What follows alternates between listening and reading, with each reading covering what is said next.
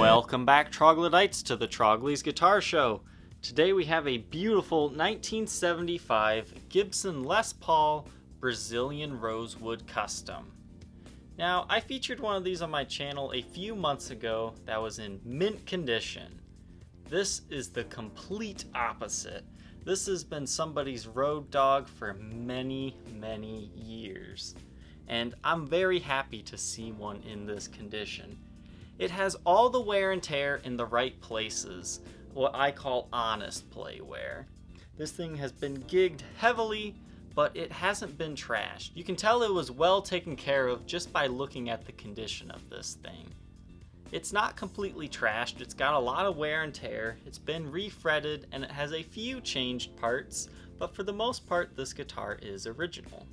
This guitar actually has a few stories that I need to share, because I predicted that I was going to buy this guitar before I actually did.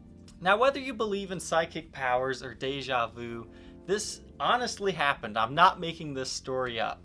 I was sitting at the computer the day before I bought this guitar, and I don't know if it was like wishful thinking or just something popped into my head. I am going to buy a Brazilian Rosewood Custom from somebody who doesn't know what it is. Now, I wishful think that all the time, like, oh, I'll find a burst at a garage sale or something. But when I saw this guitar listed on Reverb the very next day, pretty much 24 hours after that, I just about freaked out. The seller had 4 very crappy photos of this guitar. The first photo just showed the guitar from afar. You can't really tell what color it is for sure from this photo. The second photo was just of the back of the headstock, which showed me the serial number, and the other ones were just from the face of the headstock and showing the Les Paul Custom logo is kind of worn on the Truss Rod cover. The seller had described it as a 1975 Les Paul Custom in faded cherry. Now, when I saw that listing, I was like, that doesn't look like faded cherry to me. But from the original seller's photos, you could see that there was this streak running down the guitar. The asking price was pretty fair. I would say it was like kind of the mid to top market for a regular 70s custom. They weren't accepting offers, it was just a buy it now listing.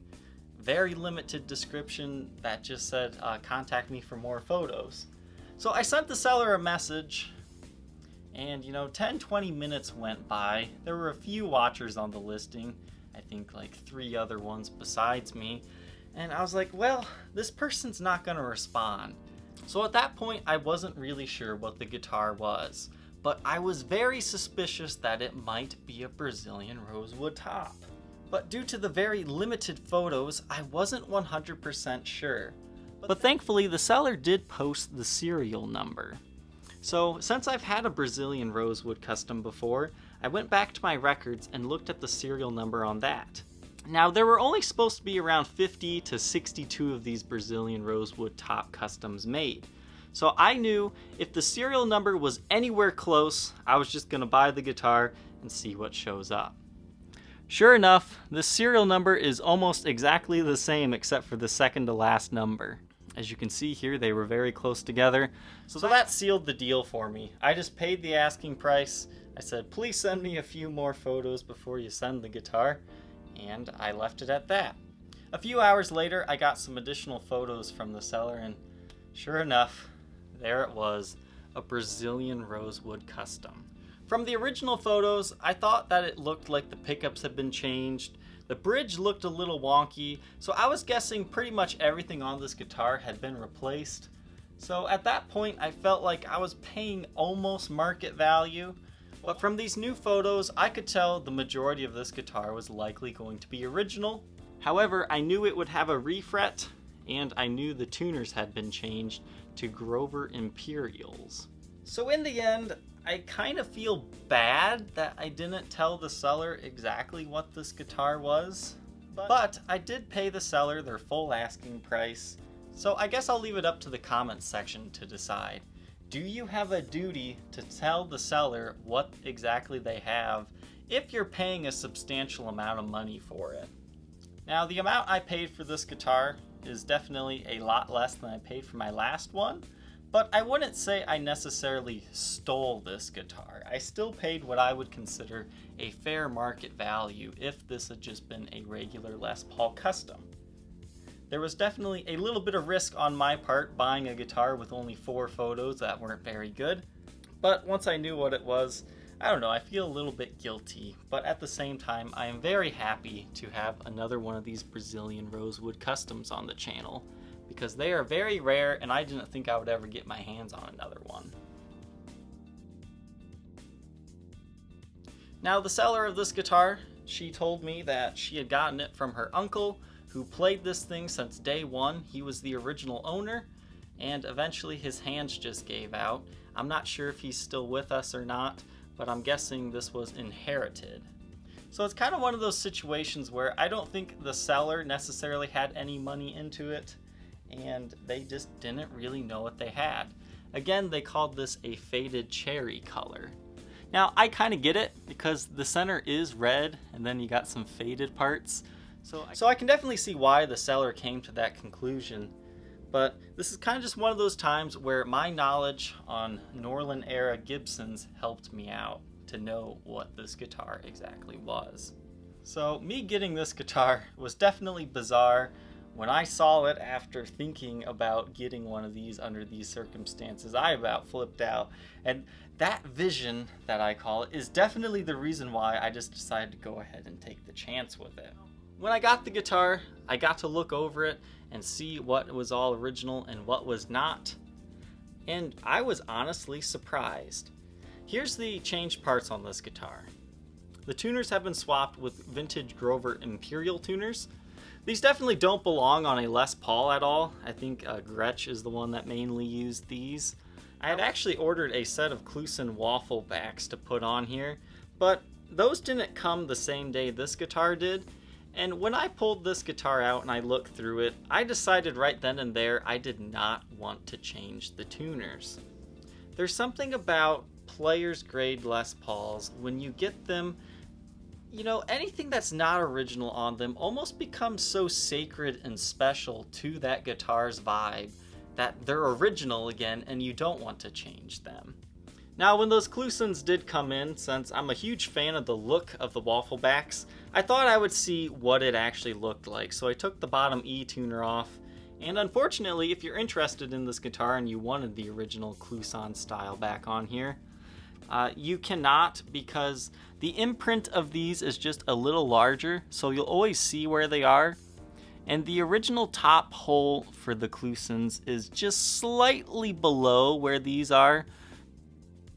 So those original holes were filled in, so you'll always have a little bit of a reminder that these were on here. So that helped me know that my decision of keeping these older tuners on here was the correct one. So besides the tuner, the nut has been changed. The nut change job was very good. You can see there's no like cracking to the wood like sometimes you'll get. Same on this side. And this guitar has been refretted. I would say this was refretted with the exact same style of fret. The frets do show some minor wear, but nothing too bad. This refret job was excellent. I don't see any chipping in the ebony fretboard, which is very rare for an ebony refret because the wood is very brittle.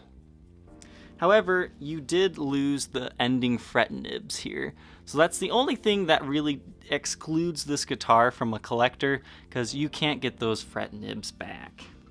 The next part that's been changed is there are schaller strap lock buttons on this guitar, on the front button and the back button. And the last part that I need to disclose as replaced is the neck pickups. It's actually the tone pot on the neck pickup that was replaced. It is replaced with a 1978 pot. However, the other ones do appear original with the original caps. And honestly, if you didn't know a lot about pots, you'd probably say that is original. One other slight modification I do need to talk about is the inside cavities have been shielded with that shielding tape stuff that's kind of reflective. So I was a little bit sad to see that, because my favorite thing about Brazilian Rosewood Customs is the view from the back inside, because usually you're used to seeing the maple top On these you get to see the Brazilian rosewood inside, which is always a cool sight to see. But as a player, you do have the benefits of it all shielded. One thing I do want to talk about here is due to that shielding tape stuff, it actually causes your back plates to sit up a little bit higher than the back of the guitar, because that tape does add a little bit of thickness, which causes that. And that is also true on the top one.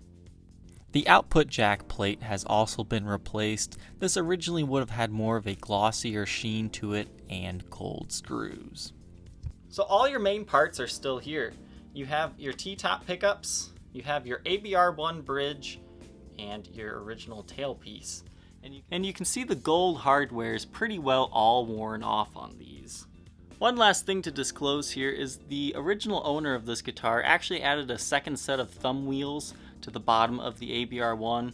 So that's not like a giant post that was put inside the guitar. You can see here where it's still just the regular ABR1 post drilled into the body. Some people add the second thumb wheel at the base of the posts in order to keep them from bending. So now that we've got the long story of how I acquired this guitar, some of the original owner's history, I mean, he just gigged this thing for basically 40 years.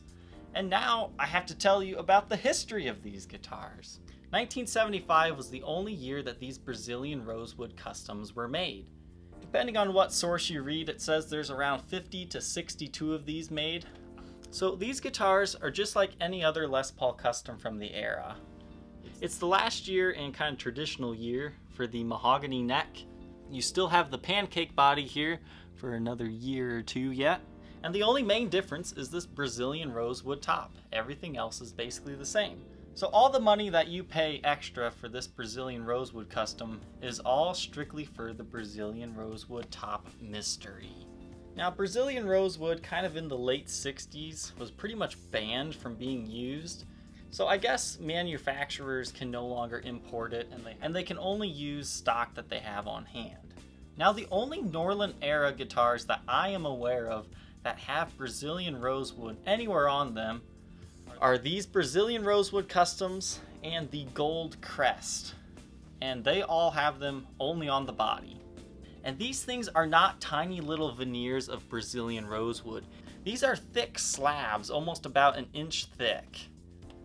So I always really love it when I get a super rare guitar that has been lovingly played for a long time, because you're not scared to play this one, but you can still appreciate it for its beauty and rarity.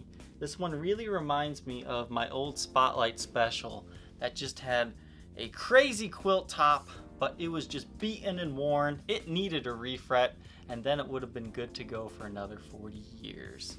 So overall, would I suggest buying a Brazilian rosewood top if you are strictly a player and you could care less about historical significance? No, they're not worth it in that aspect. But if you have a collector mentality, you like rare and exotic looking things, this is definitely a must-have for every collection. This Brazilian rosewood top custom weighs 10 pounds, 2.8 ounces. But let me tell you, this guitar feels significantly lighter than that. I don't know, it just has to do with the weight distribution between the neck and the body. I just think it feels more like a 9.5 pound guitar. These kind of have a 60s to a 60s medium neck profile. I mean, they're not huge 57 baseball bats or anything, but they are definitely a little bit thicker than a traditional 60s slim.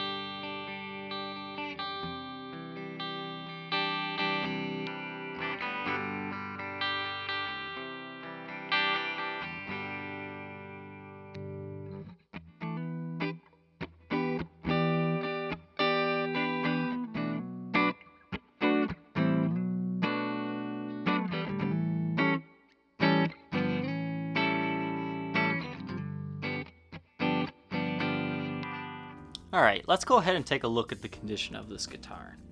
Again, I'm going to tell you that this is what I call all honest wear. None of this wear is caused by abuse or neglect or just, crazy playing styles. This is all what I would consider normal wear for a guitar that has been gigged for like 40 some years every day.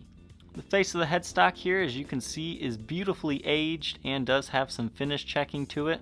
I made no attempt to really clean this guitar besides a very light wipe down because I didn't want to ruin the mojo that this guitar has. You can see some scratches from string changes, but nothing out of the ordinary on this one. Beautiful golden lacquer, Gibson logo, no dot in the eye for this year. Just a beautiful headstock. Now the truss rod cover, you can see the Les Paul has started to wear off, but the truss rod on this thing is amazing. It requires no effort at all to turn. It's just whoop, whoop, easy. I had to double check it to make sure the thing was even working. That's just how nice and easy and smooth this one works. It has definitely been well maintained over the years. Again, the nut has been changed. I'm not sure what it is. You've got some light finish checking stemming from that area, but that's mainly just because of the weather checking, not because of trauma. Again, the frets do show some minor wear, but this thing definitely has a lot of life left. It's had at least one refret, and this refret job was phenomenal. I'll shine it in the light here, and you can see that there are no little chips in the fretboard that I can see. There might be one that I'm missing or something, but from my view of this guitar, I don't see any. The only slight flaw that I see is over here, right before the 15th fret. It looks like somebody's file might have slipped and filed down the edge of the binding a little bit. But other than that, amazing fret job. Now, one thing I do like about these Brazilian Rosewood top customs is no two are the same. This one has a lot of color variation. You can see that middle strip's very red, but you also have some lighter shades and darker shades here as well. That's kind of what makes this example unique. Lots of wood grain make these guitars very attractive. Now, when we get it in the light here, you can see there's lots of nicks and dings just from playing the thing. There's also tons of finish checking, but it's all the good kind. None of that, is that a stress check? No, it's just weather checking. So here we see all these little nicks and dings. This isn't necessarily one for a collector, unless you can live with the refret and a few minor changed parts. But when there's only 50 to 62 of these around, you can't be too picky about one of these. They don't always show up in mint condition. The gold on the hardware is pretty much all worn off. You can see some by the pole pieces, but once you take a look at the covers part that's not shown, you can see all the gold. Again, you have your original ABR1 Gibson bridge and tailpiece, but you do have that added second set of thumb wheels that you could take off if you wished. You also have the beautiful witch hat knobs. This is pretty much one of the last models you'll see these stock on. Now underneath the pickguard, there's a little bit of residue just from dirtiness over the years, but it almost kind of looks like glue a little bit. I don't know, I'm sure a professional polish job could take that off. But I would almost suggest taking the pickguard off of this guitar because the wood grain is just so beautiful underneath. You can see right here where the player's pinky's sweat has started to wear away the first layer of black ply. It is definitely a player's guitar. Back of the headstock, serial number 377197. You have your Made in USA stamp. And you can see here at the top you've got some light nicks and dings and chips into the wood, but thankfully no breaks, cracks, or repairs on this guitar. The sides also show some very light wear and tear. But what I like is there's no stand rash. That tells me it's been sitting on a stand for a long time. This was always that guy's #1 guitar. His niece told me that this was the prized possession of his. This was his #1. Now here, depending on what angle you look at it, there's finish checking all over this neck that goes straight across. That tells me it's natural checking, not caused by stress.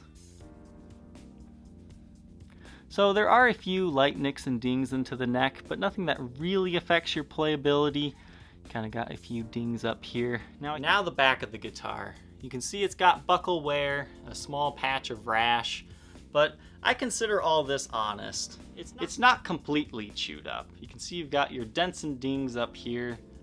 Again, your back plates do sit a little bit proud due to the shielding tape, but just nicks and dings from honest play wear.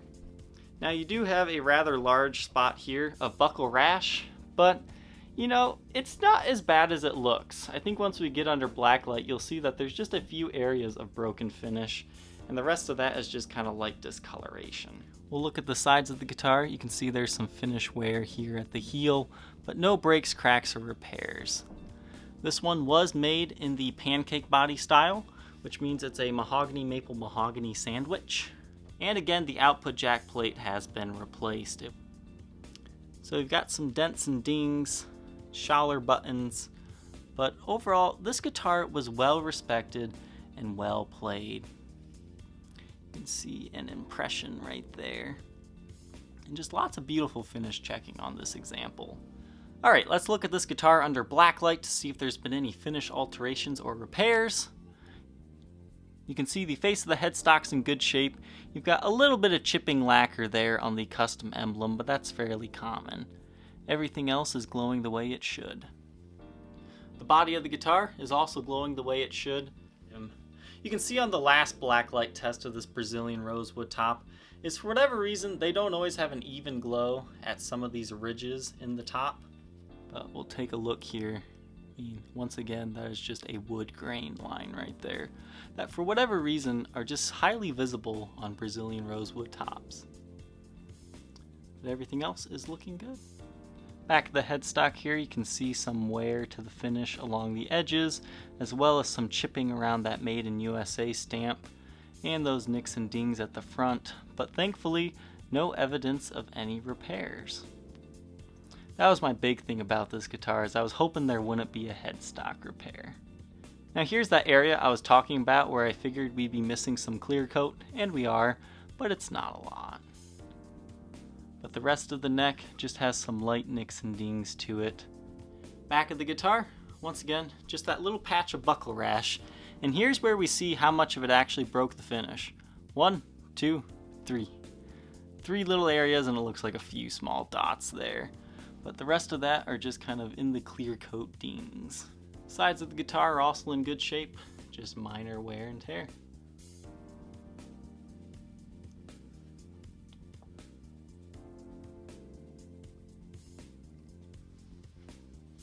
This is the condition that I love to see.